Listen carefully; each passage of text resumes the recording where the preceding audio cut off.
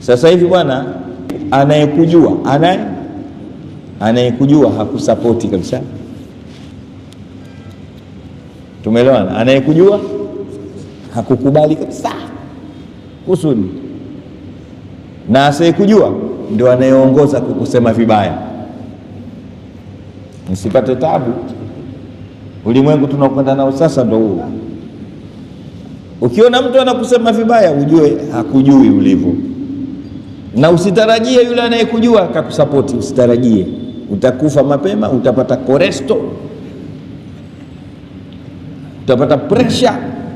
Maanake sasa hivi ni ule ulimwengu hata wewe, maanake hata wewe jinsi unavyonijua wewe unanifanya mimi hivi, ndio ulimwengu wa sasa. Yaani ukitaka mtu akupige vita, akujue vizuri, zile njia za vizuri anavyokujua, ndio anapita mule kukuumiza. Si anakujua? Asiyokujua anakaa maskani. Ukipita sasa yule, sio mchezo yule. Mwanga yule, kumbe babake ndio mwanga.